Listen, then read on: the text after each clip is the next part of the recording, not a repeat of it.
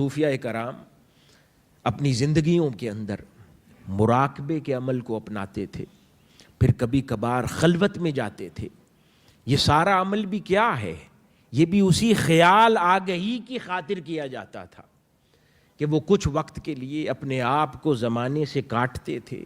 زمانے کے تفکرات سے، زمانے کی سوچوں سے، زمانے کے خیالات سے اپنے آپ کو کاٹتے تھے، اور اپنی سوچ کو اللہ اور اس کے رسول صلی اللہ علیہ وآلہ وسلم کی طرف کاملاً مرکوز کرتے تھے، جہاں بھر کے جھنجھٹ سے دماغ کو خالی کر لیتے تھے اور کاملاً اس دماغ کو اللہ اور اس کے رسول صلی اللہ علیہ وآلہ وسلم کی طرف متوجہ کر لیتے تھے،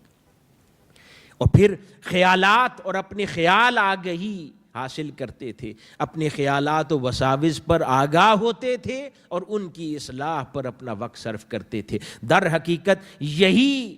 کام خلوتوں میں انجام دیا جاتا ہے،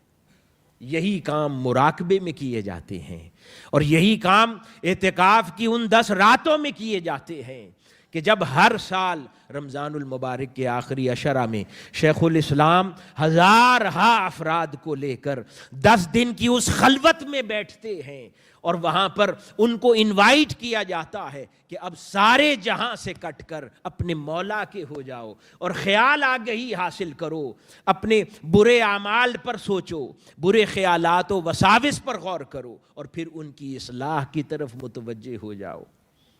وہ 10 دن کی خلوت پھر آنے والی ہے، رمضان المبارک اب قریب ہے۔ آخری 10 دن کے لیے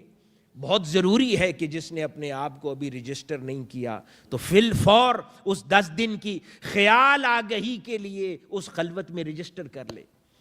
تاکہ ہم ان 10 دن کی اپرچونٹی کو ضائع نہ کریں اور اپنی اصلاح کے ان قیمتی 10 ایام سے فائدہ حاصل کرنے کے لیے اپنے آپ کو فوکس کر لیں۔